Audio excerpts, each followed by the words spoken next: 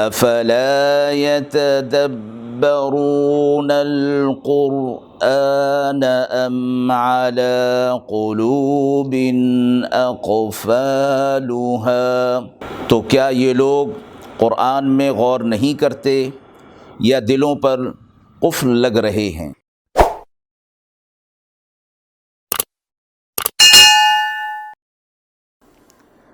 بسم اللہ الرحمن الرحیم۔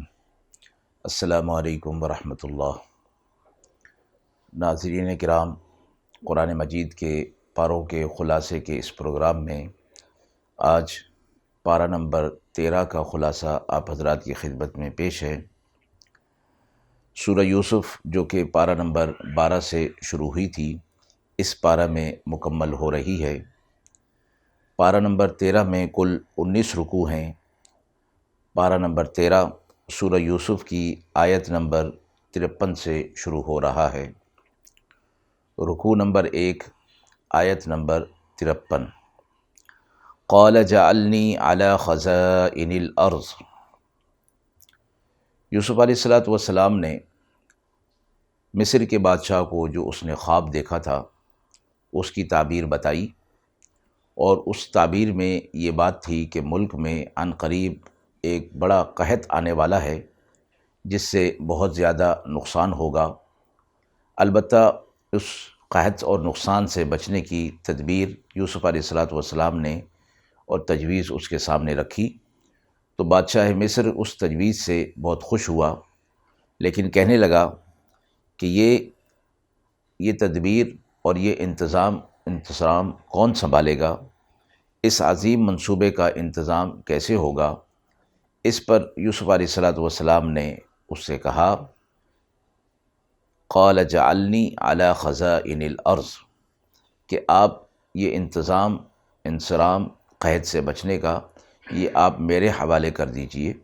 انی حفیظ علیم، بے شک میں اس کی حفاظت کا علم جانتا ہوں اور میں حفیظ بھی ہوں، یعنی میں امانت دار ہوں، خیانت نہیں کروں گا۔ علماء نے آیت سے یہ ایک نقطہ بیان فرمایا ہے کہ ایک یہ کہ اپنی بڑائی دوسروں کے سامنے بیان نہیں کرنی چاہیے، لیکن جب معاملہ اس قسم کا ہو کہ کسی کام کو اپنے سے بہتر کوئی دوسرا آدمی نہ مل رہا ہو اور اس کام کا حق بہتر طور پر وہ خود پورا کر سکتا ہو، اس صورت میں اپنے آپ کو پیش کیا جا سکتا ہے، جس طرح کہ حضرت یوسف علیہ السلام نے اس خزانے اور قحط سے بچنے کی جو تدبیر تھی، انتظام تھا، اس کے لیے اپنے آپ کو پیش کیا اور اس کی تسلی کے لیے فرمایا کہ میں اس کا علم بھی رکھتا ہوں اور میں امین بھی ہوں۔ رکوع نمبر 2 میں برادران یوسف کا غلہ لینے کے لیے یوسف علیہ السلام کے پاس آنا مذکور ہے کہ جب دور دراز کے لوگوں کو یہ معلوم ہو گیا کہ مصر میں قیمتاً غلہ جو ہے وہ مل رہا ہے، تو یوسف علیہ السلام کے بھائی ان کے پاس اس غلہ کو لینے کے لیے آتے ہیں۔ رکوع نمبر 3 میں یوسف علیہ السلام نے اپنے حقیقی بھائی بنیامین کو ایک حیلے سے اپنے پاس روک لیا، یعنی بنیامین حضرت یوسف علیہ السلام کے حقیقی بھائی تھے، تو ان بھائیوں میں یہ بھائی بھی ساتھ شامل ہو کر آئے تھے غلہ لینے کے لیے، کیونکہ ہر شخص کو اپنے اعتبار سے فرداً اس کے حصے کے مطابق غلہ ملنا تھا، تو اس لیے یوسف علیہ السلام کے وہ بھائی اپنے اس چھوٹے بھائی بنیامین کو بھی ساتھ لے کر آ گئے۔ تو یہ حیلہ جو یوسف علیہ السلام نے کیا، یہ دراصل اللہ کی طرف سے تھا، اور قرآن مجید کی اس آیت کے اندر یہ فرمایا گیا، کذالک کدنا لیوسف، یہ ہم نے تدبیر یوسف علیہ السلام کے لیے کی کہ اس طرح حیلہ کیا جائے تو وہ بنیامین کو اپنے پاس روک لینے میں کامیاب ہو جائیں گے، ایک عذر سامنے آ جائے گا۔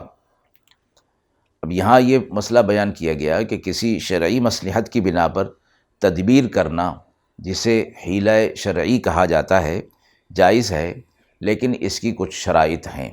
جب کسی کا حق نہ مارا جا رہا ہو اور کسی حرام کو حلال نہ کیا جا رہا ہو اور واضح جو ہے وہ اختلاف نہ ہو رہا ہو، تو پھر حیلہ شرعی جائز ہے، ورنہ جائز نہیں، اور اس کی مزید تفصیلات اور شرائط فقہ کی کتابوں میں ملتی ہیں۔ رکوع نمبر 4، آیت نمبر 83، قال بل سولت لکم انفسکم امرا۔ اس آیت میں واقعے کا یہ حصہ بیان کیا گیا کہ حضرت یوسف علیہ السلام نے ایک حیلہ سے اپنے بھائی بنیامین کو اپنے پاس روک لیا، تو بھائی اس بنیامین کے بغیر ہی واپس آ گئے اور آ کر یہ بتایا کہ بنیامین نے سامان کی کچھ چوری کی تھی، جس کی وجہ سے ان کو وہاں گرفتار کر لیا گیا ہے، اس لیے ہم اس کو واپس نہیں لا سکے اور ہم اپنی بات میں سچے ہیں۔ یعقوب علیہ السلام پر چونکہ اس سے پہلے بھی حضرت یوسف علیہ السلام کی جدائی اور اسی طرح بھائیوں کے ساتھ بھیجنے کا واقعہ پیش آ چکا تھا، اس پر یعقوب علیہ السلام نے فرمایا کہ بلکہ یہ تمہارے نفس نے ایک بات کو بنا لیا ہے اور واقعہ اس طرح نہیں ہے، لیکن میں اس پر صبر ہی کروں گا، اس لیے کہ صبر ہی میرے حق میں بہتر ہے۔ اور فرمایا کہ اللہ کے جو نیک بندے ہوتے ہیں وہ اس طرح کے حالات میں اس صبر سے ہی کام لیتے ہیں اور صبر کا دامن ہاتھ سے جانے نہیں دیتے۔ آگے فرمایا عسى اللہ ان یأتینی بہم جمیعا، ہو سکتا ہے کہ اللہ عنقریب ہم سب کو جمع کر دے گا۔ اللہ کی ذات سے نا امید نہیں ہوئے بلکہ اللہ پر امید رکھی ہوئی تھی۔ آیت نمبر 86، قال انما اشکو بثی وحزنی الی اللہ۔ یعقوب علیہ السلام کا یہ فرمانا کہ میں اپنا غم اور اپنا حزن اور ملال اللہ ہی کے سپرد کرتا ہوں، اللہ ہی کی طرف فریاد کرتا ہوں کہ وہی میرے اس غم کو، حزن اور ملال کو دور کرنے والا ہے۔ یہ بھی ایک اہل اللہ اور نیک لوگوں کی خصلت میں شامل ہے کہ مصیبت جب آتی ہے تو وہ فریاد اللہ ہی سے کرتے ہیں، اس مشکل اور پریشانی کو دور کرنے کی دعا اللہ ہی سے کرتے ہیں۔ آیت نمبر 89، قال هل علمتم ما فعلتم بیوسف۔ اس آیت کے اندر واقعہ یہاں تک پہنچتا ہے کہ یوسف علیہ السلام کے بھائی پھر دوسری مرتبہ وہاں پر آتے ہیں، اور یوسف علیہ السلام تخت شاہی پر ہیں، تو یوسف علیہ السلام اپنے بھائیوں سے کہتے ہیں کیا تم اس معاملے کو جانتے ہو جو تم نے اپنے بھائی یوسف کے ساتھ کیا تھا؟ تخت پر بیٹھے ہوئے یوسف علیہ السلام کی زبان سے یہ بات سن کر اور اس واقعے کی طرف ان کی توجہ چلی گئی، اور ان کو وہ فوراً واقعہ یاد آ گیا جو یوسف علیہ السلام کے ساتھ پیش آیا تھا اور جو انہوں نے ان کے ساتھ معاملہ کیا تھا۔ البتہ اس موقع پر یوسف علیہ السلام کی زبان سے یہ سن کر انہیں تعجب ہوا، اور پھر تھوڑا سا غور کرنے پر انہیں معلوم ہو گیا کہ تخت شاہی پر بیٹھنے والا اور یہ بات کرنے والا کوئی اور نہیں، یوسف علیہ السلام ہی ہیں۔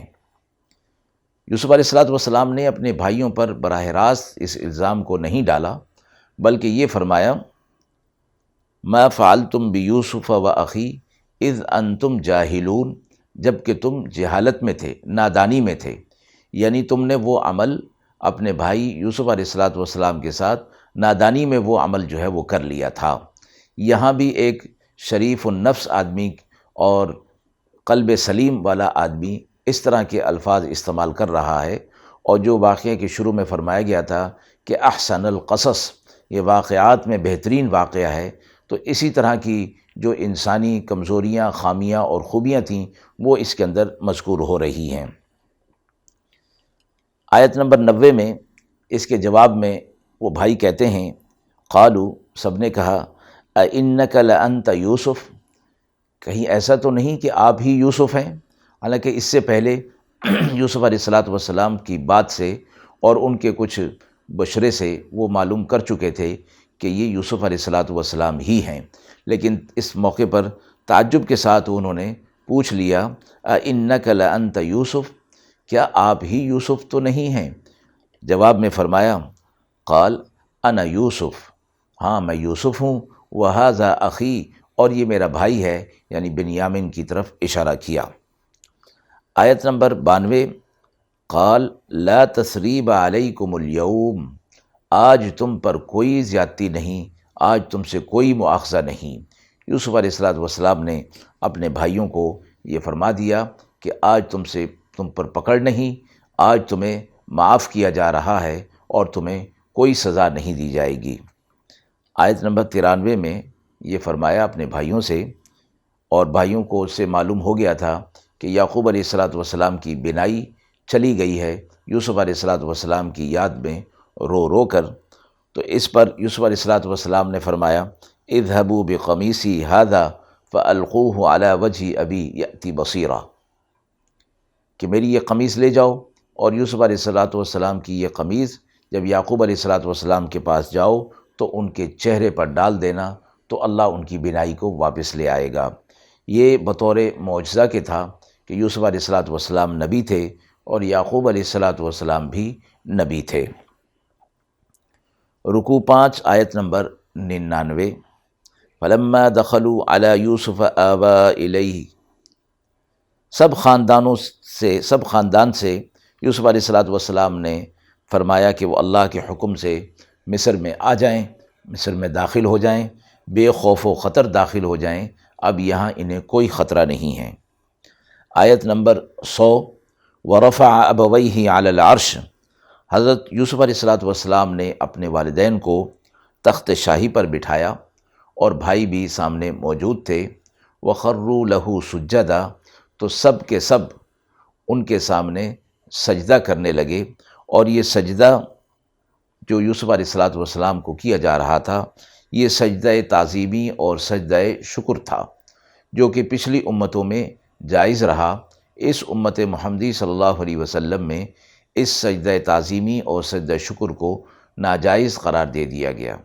آپ صلی اللہ علیہ وسلم کی حدیث مبارکہ فرمایا کہ غیر اللہ کے لیے سجدہ جائز نہیں، اگر سجدہ جائز ہوتا تو میں بیوی سے کہتا کہ وہ شوہر کو سجدہ کرے، لیکن چونکہ سجدہ ممنوع ہے اس لیے وہ سجدہ بھی منع ہے۔ یوسف علیہ الصلوۃ والسلام نے فرمایا یا ابتی ھذا تأویل رؤیای من قبل قد جعلها ربی حقا، فرمایا اے میرے والد یہ میرے اس خواب کی تعبیر ہے جو میں نے دیکھا تھا، بے شک میرے رب نے میرے خواب کو سچ کر دکھایا، اور اس نے مجھ پر احسان کیا کہ مجھے قید خانے سے نکال دیا۔ آیت نمبر 101، رب قد آتیتنی من الملک، حضرت یوسف علیہ الصلوۃ والسلام کی دعا آخر میں مذکور ہے کہ انہوں نے اللہ سے دعا کی کہ اے میرے رب تیرا احسان اور تیری شان کہ تو نے مجھے خوابوں کی تعبیر کا علم سکھایا، اے زمین و آسمان کے پیدا کرنے والے تو مجھے توفنی مسلمہ، مسلمان رکھ، والحقنی بالصالحین، اور آخرت میں میرا شمار صالحین کے ساتھ فرمانا۔ اس آیت پر، آیت نمبر 101 پر واقعہ یوسف علیہ الصلوۃ والسلام مکمل ہو رہا ہے یوسف علیہ الصلوۃ والسلام کی اس دعا کے ساتھ، اور آیت نمبر 102 کے اندر یہ فرمایا گیا ذالک من انباء الغیب نوحیہ الیک، کہ یہ وہ خبریں ہیں جو ہم آپ کو بذریعہ وحی دیتے ہیں، یہ غیب کی خبریں ہیں، آپ کسی بھی ذرائع سے اس کو معلوم نہیں کر سکتے تھے۔ اتنی باریک بینی کے ساتھ اور اتنی جزیات کے ساتھ یہ واقعہ آپ کے سامنے ہم نے پیش کر دیا ہے۔ یہ بھی آپ صلی اللہ علیہ وسلم کے نبی برحق ہونے کی دلیل ہے، کیونکہ یہود مکہ نے آپ صلی اللہ علیہ وسلم کی آزمائش کے لیے واقعہ یوسف علیہ الصلوۃ والسلام پوچھا تھا، اس پر یہ صورت نازل ہوئی جس میں تفصیل کے ساتھ حضرت یوسف علیہ الصلوۃ والسلام کا واقعہ مذکور ہے۔ تفسیر ابن کثیر میں ہے کہ حضرت یوسف علیہ الصلوۃ والسلام کو جب بھائیوں نے کنویں کے اندر ڈالا تھا تو ان کی عمر اس وقت 17 سال تھی۔ 80 سال تک وہ اپنے والد سے دور رہے، بعض روایت میں 40 سال بھی آتا ہے۔ والدین کی ملاقات کے بعد حضرت یوسف علیہ الصلوۃ والسلام 23 سال تک زندہ رہے، 120 سال کی عمر میں وفات پائی اور دریائے نیل کے کنارے پر دفن ہوئے۔ رکوع نمبر 6 آیت نمبر 108، قل ھذہ سبیلی ادعو الی اللہ، آپ صلی اللہ علیہ وسلم سے فرمایا گیا کہ آپ کہہ دیجئے کہ یہ میرا راستہ ہے، یعنی وہ جس پر میں چل رہا ہوں، صراط مستقیم، اللہ نے جس حق کے راستے پر مجھے چلایا ہے میں اسی کی طرف بلاتا ہوں اور میں بصیرت کے ساتھ ہوں، اس راستے پر، صراط مستقیم پر میری بصیرت ہے، میرا شرح صدر ہے، اور میں مشرکوں میں سے نہیں ہوں۔ آیت نمبر 111 پر سورہ یوسف مکمل ہوئی۔ اس کے بعد سورہ رعد کی ابتدا ہے۔ سورہ رعد مکی ہے۔ رکوع نمبر 7 میں اللہ کی عظمت اور توحید کی نشانیاں، قرآن مجید کا حق ہونا، توحید و رسالت، اور کفار اور مشرکین کے اعتراضات اور شبہات اور ان کا جواب مذکور ہے۔ رکوع نمبر 8 آیت نمبر 11، ان اللہ لا یغیر ما بقوم حتی یغیروا ما بانفسہم۔ جب کوئی قوم اللہ کی اطاعت اور فرما برداری کو چھوڑ کر اپنے حالات کے اندر برا پن پیدا کر لیتی ہے اور برائی کے راستے پر چل پڑتی ہے، تو اللہ تعالیٰ بھی اس قوم کے لیے اپنا طرز رحمت کو بدل دیتے ہیں۔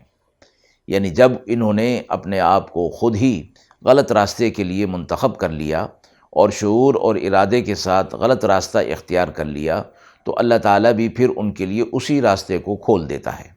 جیسے قرآن مجید کی ایک اور آیت کے اندر فرمایا، والذین جاہدوا فینا لنہدینہم سبلنا، جو لوگ ہمارے راستے میں محنت اور کوشش کرتے ہیں ہم ان کے لیے راستہ آسان کر دیتے ہیں۔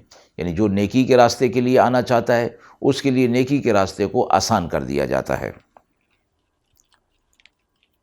رکوع نمبر 9 آیت نمبر 19، افمن یعلم انما انزل الیک من ربک الحق کمن هو اعمی۔ اہل حق اور باطل کی مثال دی گئی بینا اور نابینا کے ساتھ، یعنی ایسا شخص کہ جو علم رکھتا ہے اس چیز کا جو آپ کے رب نے حق کے ساتھ نازل کی، یعنی حق کا، شریعت کا، اللہ کے احکامات کا، یہ جو جاننے والا ہے یہ بینا کی طرح ہے جس کو راستہ سجھائی دے رہا ہے، اور جو اس چیز سے، حق سے ہٹا ہوا ہے، شریعت سے، اللہ کے احکامات سے ہٹا ہوا ہے، اس کی مثال دی گئی نابینا، کہ وہ ٹامک ٹوئیاں مار رہا ہے، ادھر ادھر ہاتھ پیر مار رہا ہے، لیکن اسے راستہ مل نہیں رہا۔ رکوع نمبر 10 آیت نمبر 28، الذین آمنوا وتطمئن قلوبہم بذکر اللہ، جن کو اللہ کی طرف سے ہدایت مل جاتی ہے ان کے دل اللہ کے ذکر سے مطمئن ہو جاتے ہیں۔ اللہ ایمان کی برکت سے، ایمان کے نور سے اور اعمال صالحہ سے کے ذریعے سے اہل ایمان کے دل میں اطمینان ڈال دیتا ہے۔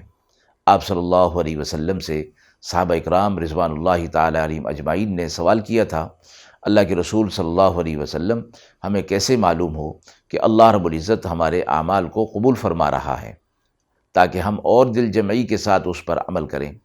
آپ صلی اللہ علیہ وسلم نے فرمایا، جب تم کوئی نیک عمل کرو اور اس نیک عمل کرنے کے بعد تمہارے دل کے اندر اطمینان کی کیفیت، بشاشت کی کیفیت پیدا ہو جائے، تو سمجھ لو کہ وہ عمل اللہ کے ہاں مقبول ہو گیا۔ تو یہ آیت مبارکہ الذین آمنوا وتطمئن قلوبہم بذکر اللہ، اللہ اپنے ذکر کے ذریعے سے، ایمان کے نور کے ذریعے سے اہل ایمان کے دل میں اطمینان پیدا فرما دیتا ہے، اور فرمایا دلوں کا اطمینان تو ہے ہی اللہ کے ذکر میں، الا بذکر اللہ تطمئن القلوب، دلوں کا اطمینان اللہ نے اپنے ذکر کے اندر رکھ دیا ہے۔ رکوع نمبر 11 آیت نمبر 34، لہم عذاب فی الحیات الدنیا ولعذاب الآخرۃ اشق۔ کافروں سے متعلق فرمایا گیا کہ ان کے لیے دنیا کے اندر بھی عذاب ہے اور آخرت کا عذاب تو اس سے شدید ترین ہوگا۔ رکوع 12 آیت نمبر 40، وَإِمَّا نُرِيَنَّكَ بَعْضَ الَّذِي نَعِدُهُمْ أَوْ نَتَوَفَّيَنَّكَ، جس چیز کا ہم ان سے وعدہ کر رہے ہیں اس میں سے کچھ حصہ خواہ ہم آپ کی زندگی میں ان کو دکھا دیں یا آپ کو وفات دے دیں، تو آپ کا ذمہ صرف احکامات کو، پیغام کو پہنچانا ہے اور ہمارا ذمہ حساب لینا ہے۔ آیت مبارکہ کے اندر جو اللہ رب العزت وعدے کا فرما رہے ہیں یہ وعدہ عذاب کا ہے، چونکہ کفار یہ کہتے تھے آپ صلی اللہ علیہ وسلم سے کہ جس عذاب کا آپ ہم سے وعدہ کرتے ہیں وہ پورا کیوں نہیں ہو جاتا، وہ عذاب ہم پر آ کیوں نہیں جاتا؟ تو آیت میں فرمایا گیا کہ اگر ہم چاہیں گے تو اس عذاب کو آپ کے رہتے ہوئے ہی ان پر لے آئیں گے، اور جب ہماری حکمت اور مشیت نہیں ہوگی تو آپ کو ہم وفات دے دیں گے اور اس کے بعد پھر ہم ان پر عذاب نازل کریں گے۔ یہ ہماری حکمت اور مشیت پر ہے، آپ کا کام صرف ان تک اللہ کا پیغام پہنچا دینا ہے اور ہمارا کام ان کا حساب لینا ہے۔ اس کے بعد سورہ ابراہیم شروع ہوتی ہے، جو سورہ مکی سورہ ہے۔ رکوع نمبر 13، آیت نمبر 4۔ وما ارسلنا من رسول الا بلسان قومه لیبین لہم۔ جو رسول کسی قوم کی طرف بھیجا گیا وہ اس قوم کا ہم زبان ہوتا تھا، تاکہ وہ پیغام جو اللہ کا پیغام ان کو پہنچایا جا رہا ہے اس کی اپنی زبان میں ہو، تاکہ وہ اس کو آسانی کے ساتھ سمجھ سکے اور وضاحت بھی آسانی ہو۔ رکوع نمبر 14، آیت نمبر 7۔ وَإِذْ تَأَذَّنَ رَبُّكُمْ لَئِن شَكَرْتُمْ لَأَزِيدَنَّكُمْ۔ آپ کے رب نے یہ حکم دے دیا ہے کہ اگر تم میرا شکر ادا کرو گے تو میں تمہاری نعمتوں میں اضافہ کروں گا، لیکن اگر کفر کرو گے تو میرا عذاب بھی بڑا سخت ہے۔ اللہ کی نعمتوں پر شکر ادا کرنا اور اللہ کی نعمتوں کا کفران نہ کرنا، اس بارے میں یہ آیت مشہور ہے کہ جب اللہ کی نعمتوں کا شکر ادا کیا جائے گا تو اللہ ان نعمتوں کے اندر اضافہ فرما دے گا، اور فرمائے کہ یہ نعمتیں چاہے جسمانی نعمتیں ہوں، روحانی ہوں یا مادی ہوں، جس قسم کی نعمتیں بھی اللہ کی طرف سے ملی ہوئی ہیں ان کا شکر ادا کیا جائے گا، اور یہ شکر معنی زبان کے ساتھ بھی اور اطاعت کے ساتھ بھی۔ اصل شکر اطاعت کا ہے، جب اطاعت ہو رہی تو شکر بھی خود بخود اس میں ادا ہو رہا ہے۔ اور آگے فرمایا وَلَئِن كَفَرْتُمْ إِنَّ عَذَابِي لَشَدِيدٌ۔ لیکن اگر تم ناشکری کرو گے، کفر کرو گے، تو پھر یاد رکھو کہ میرا عذاب بھی بڑا سخت ہے۔ رکوع 15، آیت نمبر 18۔ مَثَلُ الَّذِينَ كَفَرُوا بِرَبِّهِمْ أَعْمَالُهُمْ۔ کافروں کو یہ گمان ہے کہ ان کے اعمال ان کے کام آ جائیں گے، ان کے اعمال کا نفع انہیں ملے گا۔ اس بارے میں فرمایا گیا کہ ان کے اعمال کی مثال ایسے ہے جیسے کچھ راکھ ہو جسے تیز آندھی ایک دم اڑا کر لے جائے اور پیچھے کچھ بھی باقی نہ رہے۔ اسی طرح دنیا کے جو ان کے اعمال ہیں ان سے کوئی نفع ان کو ملنے والا نہیں۔ رکوع نمبر 16، آیت نمبر 24۔ الم تر کیف ضرب اللہ مثلا کلمۃ طیبہ۔ مومن کے اعمال کی مثال اس آیت مبارکہ کے اندر دی گئی کہ جیسے ایک درخت ہو اور اس کا تنا مضبوط ہو اور اس کی جڑیں زمین کے اندر گہری ہوں، اس کا پھل پاک اور صاف ہو اور اس کی شاخیں بلند آسمان کی طرف ہوں، اور اس کا پھل ہر وقت ہر حال میں کھایا جا سکتا ہو، اس سے فائدہ اٹھایا جا سکتا ہو۔ یہ فرمایا کہ مومن کے اعمال کی مثال ہے۔ آیت نمبر 26 میں کافر کے اعمال کی مثال دی گئی۔ وَمَثَلُ كَلِمَةٍ خَبِيثَةٍ كَشَجَرَةٍ خَبِيثَةٍ۔ کلمات کفر اور افعال کفر اور کافروں کے جو اعمال ہیں دنیا کے اندر، اس میں ان کی مثال دی گئی اس درخت کی کہ جس کی جڑیں زمین کی اوپری حصے پر ہوں، اور جب چاہے کوئی اسے آسانی سے اکھاڑ سکتا ہو۔ اس سے یہ مثال دی گئی، اس سے یہ بات واضح کی گئی کہ کافر کے اعمال کی کوئی بنیاد نہیں ہوتی، وہ جلد ختم ہو جانے والا، اکھڑ جانے والا ہے، اور اس درخت کا پھل یعنی اعمال اللہ کے ہاں مقبول نہیں ہیں۔ آیت نمبر 34۔ وَإِن تَعُدُّوا نِعْمَةَ اللَّهِ لَا تُحْصُوهَا۔ اگر تم اللہ کی نعمتوں کو شمار کرنا چاہو تو شمار نہیں کر سکتے۔ قرآن مجید احادیث مبارکہ میں فرمایا گیا کہ اللہ کی نعمتیں لا تعداد بے شمار ہیں۔ کسی انسان، تمام انسان جن اور انس کی بس کی بات نہیں کہ وہ اللہ کے نعمتوں کو شمار کر سکے۔ رکوع نمبر 18 میں حضرت ابراہیم علیہ السلام کا واقعہ مذکور ہے، اور آیت نمبر 40 اور 41 میں ابراہیم علیہ السلام کی مشہور دعا رب اجعلنی مقیم الصلاۃ ومن ذریتی ربنا وتقبل دعاء ربنا اغفر لی ولوالدی وللمؤمنین یوم یقوم الحساب مذکور ہے۔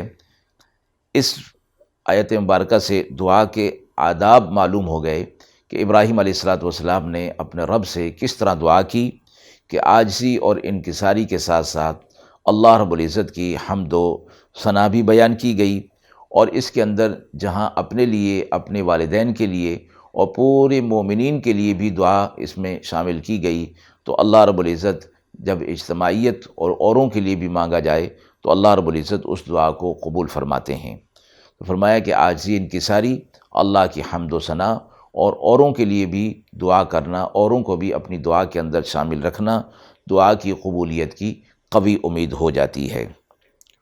رکوع نمبر 19، آیت نمبر 52، ھذا بلاغ للناس، اس قرآن، یہ شریعت، یہ احکامات کے لیے فرمایا گیا کہ یہ لوگوں تک پہنچانے کے لیے ہیں، کہ اس کو لوگوں تک پہنچایا جائے۔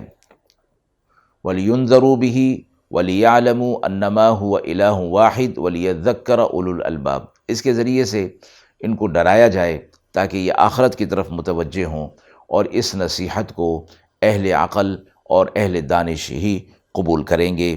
یعنی یہ جو تنبیہ اس میں کی جا رہی ہے، اس کے ذریعے سے وہ اللہ کی اطاعت کی طرف آ جائیں تاکہ اللہ کے عذاب سے بچ جائیں۔ پارہ نمبر 13 مکمل ہوا۔ وآخر دعوانا ان الحمد للہ رب العالمین۔